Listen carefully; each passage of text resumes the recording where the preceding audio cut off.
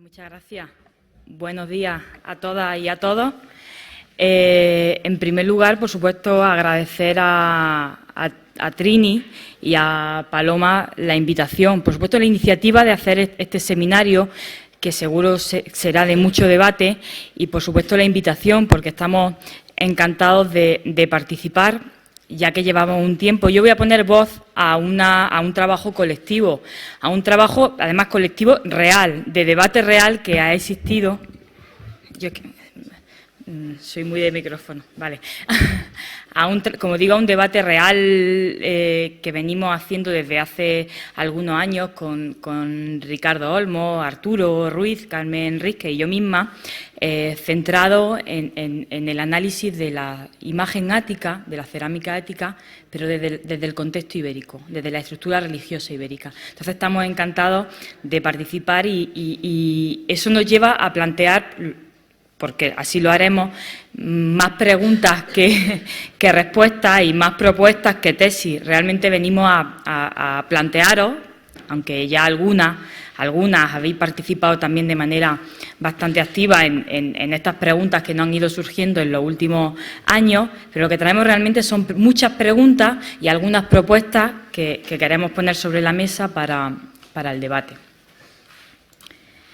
Bueno, Trini y Paloma, y las compañeras que forman parte del proyecto de investigación que enmarca un poco este seminario, nos proponen debatir sobre la imagen femenina. Sobre la imagen femenina y sobre el diálogo que se establece entre la iconografía ática y la propia iconografía y el contexto social y religioso ibérico, ¿no? Nosotros y nosotras nos posicionamos ya de partida desde la perspectiva de esos contextos indígenas, ¿no? Desde los usos y las formas de recepción, la apropiación y el continuo diálogo que en estas sociedades mantienen con los vasos áticos. Es decir, nuestra perspectiva es desde la propia estructura religiosa ibérica, cómo se incorpora esta iconografía, cómo forman parte de los discursos religiosos y rituales, porque estamos en el pleno convencimiento de que no son meros elementos de prestigio, sin un significado integrador en la propia práctica ritual y en la práctica religiosa ibérica, ¿no? Y eso nos lleva a abordar procesos de asimilación, de interacción y de memoria que están en el espacio social ibérico desde finales del siglo V, pero hasta épocas muy recientes, hasta incluso el siglo I antes de Cristo, ¿no?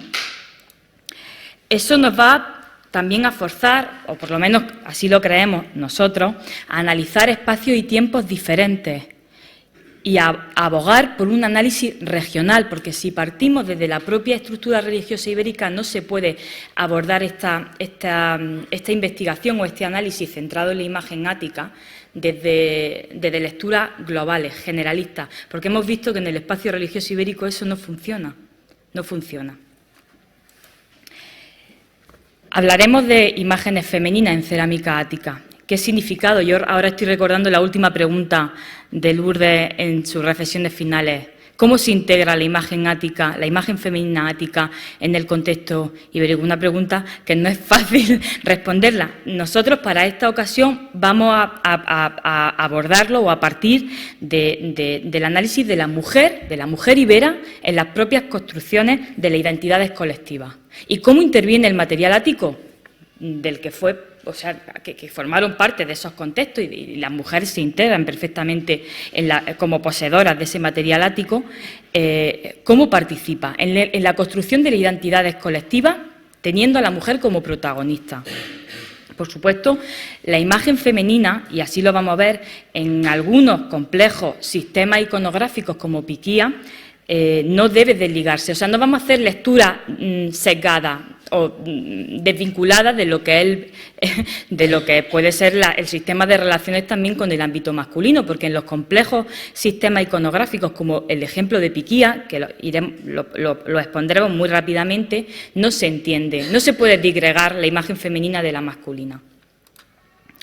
Luego, por supuesto, haremos especial hincapié en la pareja, en el matrimonio, o sea, en la construcción iconográfica de la pareja, porque tiene una importancia vital a la hora de entender la propia evolución y transformación de la sociedad de Iberas desde épocas muy antiguas hasta los últimos linajes conocidos y documentados.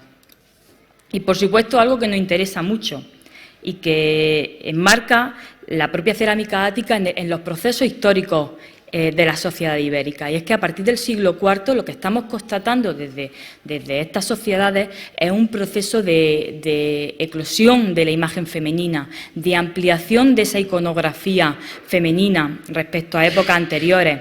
Y en determinados contextos de culto, de carácter funerario y en los santuarios, lo que nos estamos encontrando es una amplia participación de las mujeres como activas en el culto, sin las cuales no se entienden en algunos contextos esos procesos de construcción de la identidad colectiva. Ahora bien, eso pasa a inicios del siglo IV, en territorios además bien definidos. ¿Cómo se integra la imagen ática en esos contextos? Eso nos permitirá hablar de prácticas femeninas y de ritualidad, y de la asunción, como decimos, de modelos que vienen de fuera y que se integran en esas prácticas. Por supuesto, un continuo diálogo con la imagen ibérica, porque no podemos analizar la imagen ática como imagen integrada sin que haya un diálogo con la iconografía propia, que, como saben, es riquísima en la sociedad ibérica. Partimos, por tanto, de la idea de que la cerámica ática no son meros recipientes de prestigio que llegan a Iberia y que por el gusto de tener una joya se integran en las tumbas, en los santuarios, en determinados contextos. No. Está claro que desde ya décadas, desde los años 90, incluso desde antes, se están analizando la cerámica ática en estos contextos desde procesos bastante complejos de imitaciones, de asimilaciones, de integraciones. Y pongo algunos casos muy rápidos, no nos podemos detener, como por ejemplo Villarico, una crátera ática a la que se le añade ese vaso ibérico que genera ese concepto como de casa funeraria, ¿no?, en un lenguaje bastante activo entre la cerámica indígena y la cerámica ática, o estas imitaciones que están por todos los territorios ibéricos de las formas áticas como formas efectivamente de prestigio, que en época bastante tardía van a seguir rememorándose y serán la base para la construcción de discursos mitológicos bastante complejos, como este que estudió, desde mi punto de vista, estupendamente Ricardo Olmo en este vaso de Elche, ¿no? O sea, son formas de memoria que perviven hasta el siglo I, siguen siendo esos soportes de memoria y de prestigio. Y, por supuesto, contamos con muy poquísimos ejemplos de reelaboraciones y adaptaciones de la iconografía ática al modo ibérico, pero tenemos algunos. Y este vaso, que es un vaso que está en una colección particular, perdido, aunque por suerte dentro de las circunstancias negativas, publicado y con imágenes bastante recientes, nos ayuda a comprender cómo se entendían determinadas escenas de la imagen ática y cómo se integraban en discursos propios. La crátera de Atalayuela, que creemos no debe fecharse antes de mitad del siglo IV, integra un discurso bastante complejo.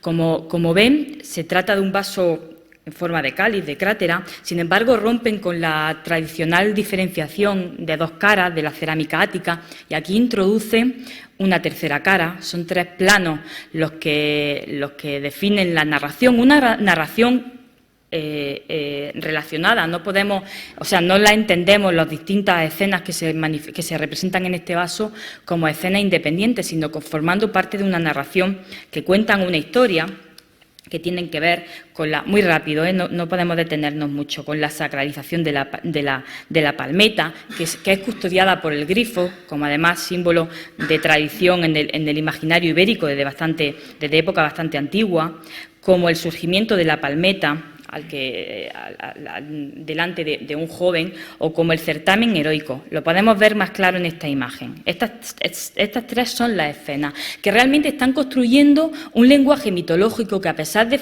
estar fechado en el siglo IV, no se integra en las nuevas reelaboraciones coetáneas a este vaso, sino que recuerdan a esa mitología de Porcuna, del conjunto escultórico de Porcuna, que ha expuesto Lourdes, o esos mitos que son de otra época, en el que cuando la mujer aparece, y aparece circunstancialmente, siempre está en el plano de la divinidad o en el plano de los antepasados. Aquí la mujer aparece como una reelaboración de esos personajes femeninos alados que se integraron de manera bastante fácil en el imaginario religioso ibérico. Por tanto, son piezas que nos dan claves. O sea, nos dan claves para por lo menos posicionarnos ante la problemática del análisis de la cerámica ática en la península ibérica, en los contextos ibéricos. Y es que formaron parte del imaginario y se integraron incluso en construcciones propias y muy originales. Luego hay que mirar a otros contextos que hemos definido como contextos privilegiados de relación y es cuando tenemos, por ejemplo, la posibilidad de interrelacionar la imagen ática con la propia imagen ibérica. Y recientemente se excavó un espacio de culto en el Opium de Puente Tabla, este gran santuario vinculado a la puerta, al que se asocia un ajuar ático conformado por una crátera de la que se conservan apenas un par de fragmentos y dos copas, ajuar porque formó parte funcional del ritual, puesto que se realizaron desde de nuestro Instituto de Arqueología Ibérica, del Laboratorio de Análisis Físico-Químico, realizaron analítica de contenido y dieron restos de azufre en el ajuar ático, al igual que en los ajuares ibéricos que participan en el santuario. El azufre posiblemente vinculado a la preparación litúrgica de los objetos que forman parte del ritual, ¿no? Lo interesante de esta crátera, o lo que queremos poner, o de esta imagen, lo que queremos poner sobre la mesa, es que representa un posible ritual de paso, enmarcado en un espacio sagrado o al menos sancionado por lo que creemos que es una imagen divina, la representación de una escultura. Si no hubiésemos encontrado solo eso, ¿cómo habríamos interpretado a la divinidad tutelar de Puente Tabla? ¿Como una divinidad con clara influencia griega? ¿Cómo la habríamos interpretado? Seguramente muy diferente a como la hemos interpretado ahora, porque sí tenemos la imagen de culto en Puente Tabla, que es esta gran estela bastante abstracta para quien no están acostumbrados a mirar a la imagen ibérica. Intento describirla muy brevemente. Una imagen sin rostro, es una estela a la que se le añade un gesto con las manos en el vientre que enmarcan un círculo posiblemente vinculado al sol. Es un santuario muy vinculado a los equinoccios. La ritualidad está muy orientada a determinadas fechas y concretamente a los equinoccios de primavera y otoño. Queda enmarcada por la mitra y, si se fijan, tiene incluso restos de lo que pudo ser una pequeña diadema. Lo que queremos indicar es que en este caso sí contamos con una lectura que enriquece mucho los contextos en los que aparece la cerámica ática, porque la imagen funcional, la imagen de la divinidad que se ilumina en los equinoccios es una imagen ibérica, es una divinidad indígena. Sin embargo, convive sin ningún tipo de problema con un ajuar, el único ajuar ático de todo el santuario, que también porta la imagen de la divinidad, de una divinidad griega. Es decir, en estos contextos son los que yo creo que deben dar las claves y las bases para el análisis de la imagen desde el punto de vista de interrelación entre el contexto indígena y la imagen ática. Sin duda, Piquía, el contexto ático. Yo creo que la imagen se ve.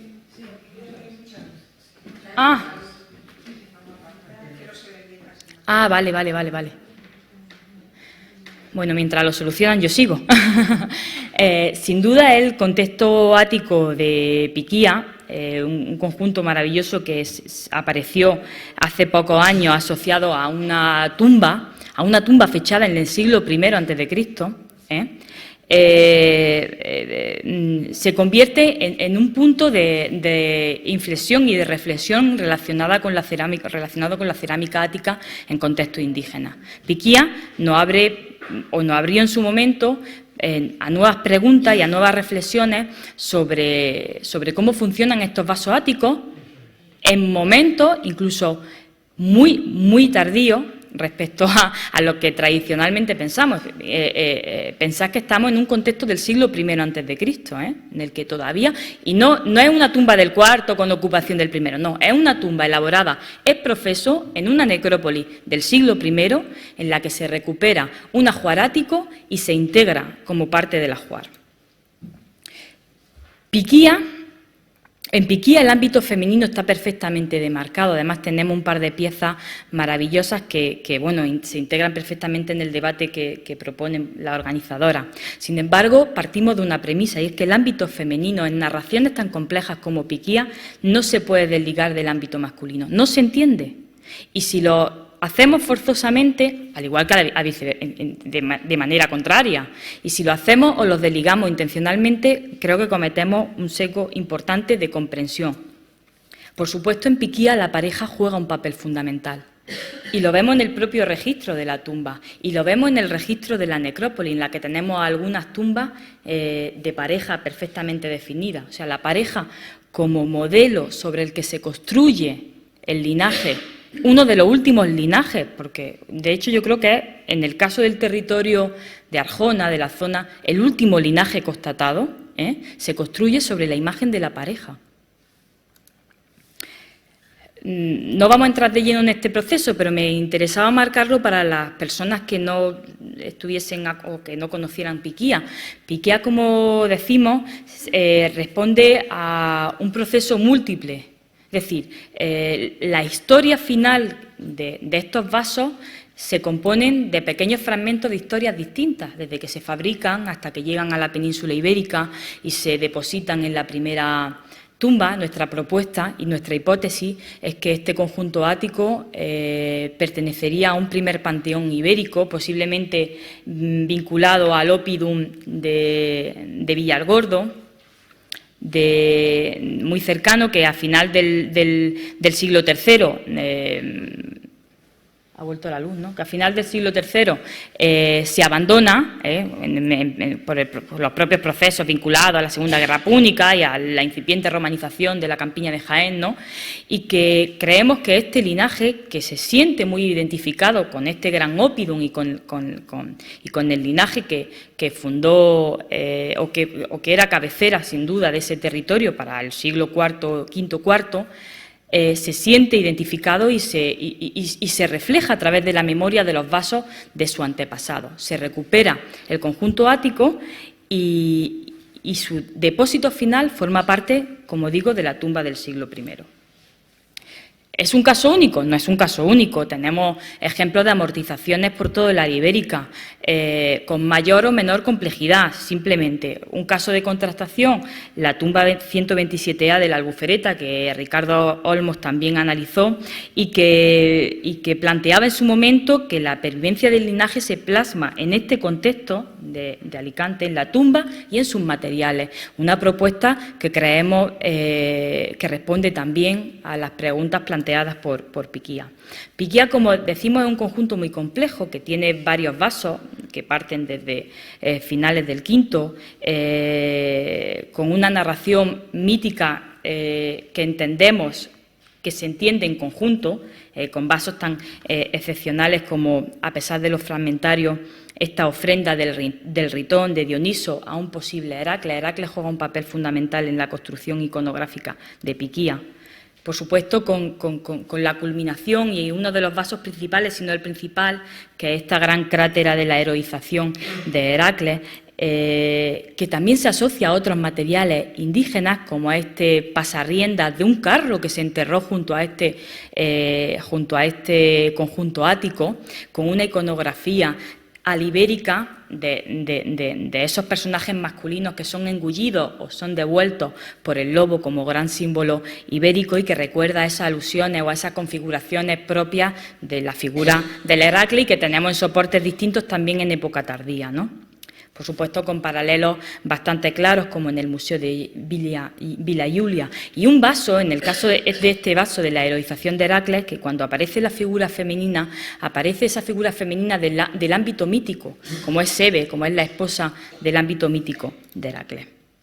Vasos que se complementan con este otro, bueno, la celebración de las nuncias, de las bodas de Heracles o Hebe. Y, por supuesto, con vasos de temática femenina, como este excepcional crátera que recoge un baño nupcial que nosotros interpretamos como el baño nupcial de Helena y que posee claros paralelos, por supuesto, en iconografía, en el Lecito de Londres, en otros muchos, algunos más expondremos a continuación, pero que recoge un modelo que creemos que se pudo integrar como iconografía, como significado, perfectamente en la estructura religiosa ibérica, incluso en la propia estructura ritual femenina. No vamos a entrar de lleno en la descripción del vaso porque nos llevaría mucho, pero bueno, un vaso que se desarrolla en un espacio doméstico, en el que tenemos los elementos del ajuar, en el que tenemos la divinidad Afrodita con el espejo, y tenemos a esa novia a la que no se le ve el rostro. Este es un rasgo que nos llamaba mucho la atención y que nos sugería hacernos esta pregunta. ¿Eso responde a una configuración propia del ámbito ibérico? ¿Por qué a esta joven no se le ve el rostro? En todos los paralelos conocidos y conservados sí muestra el rostro. Tiene que ver, hay un debate, o sea, hay un diálogo entre quien encarga y quien realiza para que tenga determinados elementos o determinados signos. Es decir, bueno, no lo tenemos, o sea, no lo descartamos. El luterio, perdón, aparece en la iconografía, también aparece en la tumba. Tenemos la base, una base de piedra pequeñita de lo que parece ser un pequeño lavabo, de un pequeño en miniatura, o sea, una miniaturización de un instrumento litúrgico muy, desde el punto de vista tipológico, parecido a lo que se representa en la cerámica ática. Y luego determinados elementos, nos llamaba también la atención este tipo de elementos, esas pequeñas bolitas que en ocasiones acompaña a la cerámica ática, como ofrenda a Eros, como ofrenda que demarca ese rito de paso de preparación ante las nupcias y que nos generaba también un plano de contraste con la propia imagen ibérica y sobre todo en particular con este tipo de imágenes también del Alto Guadalquivir, que Lourdes Prado ha expuesto algunos ejemplos más, de jóvenes que están desarrollando su rito de paso. Los ritos de paso en la sociedad ibérica y la religión ibérica juegan un papel fundamental, sobre todo en los ritos de paso de edad. Ritos de paso de edad que seguramente están relacionados con la preparación, con el matrimonio, con la preparación matrimonial. Eso lo tenemos constatado en santuarios territoriales como Collado de los Jardines, los Altos del Sotillo, la Cueva del Pilar. En distintos santuarios ibéricos del sureste sabemos que este tipo de ritualidades jugaron un papel fundamental, el paso a formar parte de la comunidad y se demarca ritualmente con ritos muy meditados, muy pensados, que pasaban, por ejemplo, por la ofrenda del pelo. Entonces, en ese sentido, creemos, y en ese contexto de conocimiento o de aproximación al espacio religioso ibérico, creemos que este tipo de imágenes de preparación de la novia se integraban y se entendían perfectamente. También se entendía el lenguaje griego. Ojo, el lenguaje griego se está integrando también en la propia imagen ibérica. Y exponemos solo un ejemplo, podríamos exponer más, que es este fantástico esboto de Collado de los Jardines que estudió en los años 30 del siglo pasado García y Bellido y que nosotros, Ricardo Olmo y yo misma, retomamos hace algún tiempo porque nos llamaba la atención. Se interpretaban tradicionalmente como imágenes griegas, helenizantes en contexto ibérico. Sin embargo, nosotros creemos que son imágenes indígenas que integran, además de los mismos talleres donde se están haciendo los otros esbotos. Si se fijan, el rostro, el gesto, esa deformidad anatómica que responde a integrar un gesto, unos brazos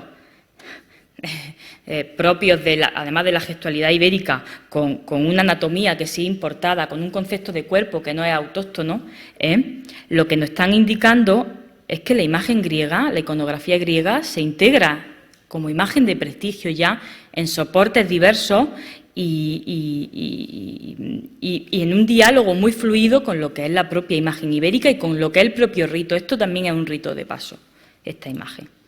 También tenemos otros contextos, y traíamos un ejemplo que nos gusta mucho, que es la crátera del túmulo 34 de la necrópolis de Tutuji, una crátera de iniciación, temas femeninos sobre crátera, es otra pregunta que queremos lanzar al público. ¿Qué creéis? ¿Qué creéis? ¿Que pueden ser encargos cuando la imagen femenina, que normalmente acompaña a soportes propios del ámbito femenino, como las cajitas, como los lustróforos, como las levetas, perdón, en el ámbito ibérico aparecen muy comúnmente asociadas a la crátera. ¿Pueden ser encargos? ¿Estamos ante encargos propios y específicos del ámbito ibérico? Bien es cierto que lo encontramos en otro contexto y agradecemos a Carmen Sánchez que nos indicó esta crátera de Nápoles con un baño nupcial también sobre crátera. Y, por supuesto, el matrimonio, la pareja. En Piquía el matrimonio se refleja a través de una crátera de muy complicada interpretación del motivo iconográfico. De hecho, yo creo que hay muchas teorías diferentes. Nosotros seguimos decantándonos ante la posibilidad de encontrarnos ante Paris y Helena, aunque no vamos a entrar en ese tipo de debate. Tampoco creemos que sea lo importante. Yo creo que el propio tema iconográfico está por encima de cualquier matización interpretativa. Lo que importa es la configuración de la pareja, de la imagen de la pareja, como la idealización del matrimonio, de la cabeza del linaje aristocrático. Se integra perfectamente también, y lo sabemos porque lo tenemos desde época antigua, en iconografías monumentales como en Cerrillo Blanco, incluso en el propio contexto de la necrópolis, con las tumbas de pareja que abren, que ordenan esos ámbitos funerarios. Lo tenemos en Hornos de Peal, otra tumba de pareja, otra cabeza del linaje simbolizada a través de la unión en una misma tumba. Lo tenemos en la misma necrópolis de Piquía, en esta cajita de los guerreros que si no tuviésemos análisis osteológicos, si no se hubiese hecho la analítica del interior de la tumba, estoy segura que hubiésemos interpretado como una caja funeraria de un hombre. Segura, no me cabe la menor duda. Sin embargo, quien se entierra en esta cajita es una pareja, es un hombre y una mujer. Piquía responde a parámetros diferentes porque Piquía es una tumba colectiva. Se están haciendo todavía las analíticas, pero sabemos que hay una pareja seguro, otro hombre adulto y varios niños. Es decir, lo que tenemos es un panteón familiar. Ahora me pueden hacer la pregunta y yo me adelanto. ¿Son los restos del siglo I o también nos vamos a encontrar restos del siglo IV? No lo sabemos. La cerámica ática nos introduce también hacia nuevas formas de narración y de expresión de los gestos femeninos. La gestualidad femenina a partir del siglo IV se hace riquísima en los espacios de culto y así se manifiestan, por ejemplo, a través de las miles de ofrendas que se depositan. Yo expongo las de bronce, pues me siento más segura y más tranquila pero podemos verlas en piedra, en terracota. Además, gestualidades que tienen que ver, al igual que en la cerámica ática, con ritos de paso, con gestos del matrimonio, con pareja. Lo mismo pasa en la imagen ibérica. Los ritos de la fertilidad, el desnudo como desnudo funcional, como un desnudo ritual. Los ritos de paso, los ritos de matrimonio, la pareja. Sin embargo, ¿qué nos pasa con la cerámica ática? Que la narrativa es diferente. Y eso nos pasa, por ejemplo, con este tipo de imágenes, de ese cruce de mirada, de esa construcción de la pareja interactuando, que en el mundo ibérico nos cuesta mucho más verla. ¿Cómo se interpreta este tipo de iconografía, este tipo de comportamientos? ¿Cómo se interpreta, por ejemplo, estos tipos de temas míticos que aluden a esos amores trágicos, como el amor de Medea hacia Jasón, ¿no? Una crátera excepcional de la necrópolis de Puente el Obispo, o este tipo de amores trágicos en los que el amor y la guerra se entremezclan, se oponen y se complementan al mismo tiempo, como en esta escena de Aquiles y Pentesilea. Eso sí son preguntas que creo que son más complicadas de responder desde el mero análisis iconográfico. Lo que está claro es que este tipo de imágenes, y aludo otra vez a la albufereta, estas imágenes que representan al hombre, al varón, desnudo o no, que es recibido, que es recepcionado por la mujer, en el que hay un diálogo, son comunes en el mundo ibérico y se asimilaron. ¿Cuál es el significado? Posiblemente escenas que se vinculan al más allá, posiblemente, no lo sabemos. Lo que está claro es que son temas recurrentes. Y recurrente además en un contexto, insistimos, que nos parece muy importante, en el que el papel ritual y social de la mujer ha cambiado a partir del siglo I.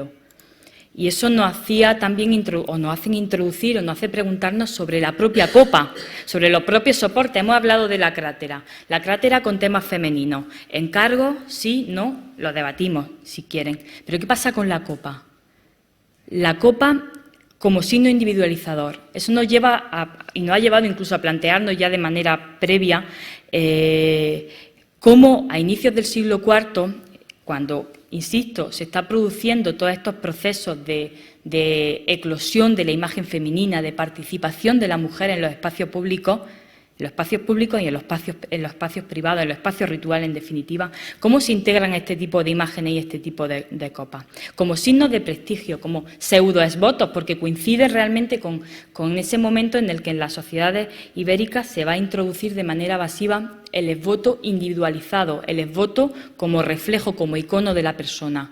¿Podemos hablar de la imagen femenina en copa como elemento que acompañen a la propia mujer en las prácticas rituales? Están en tumbas femeninas, los tenemos a cientos. Hablábamos el otro día del cigarralejo, tenemos algún ejemplo fantástico de este tipo de iconografía, de Afrodita o Perséfone, me decía Ricardo hace un par de días, que sin embargo, en un vaso que se vincula al consumo del vino. Bueno, otra pregunta que lanzamos y que nos parece interesante, insistiendo, como hemos empezado, en el papel activo de la mujer ibérica y de sus materiales en la construcción de las identidades colectivas a partir del siglo IV. Simplemente, yo creo que he dejado muchas preguntas sobre la mesa más que respuestas. Gracias.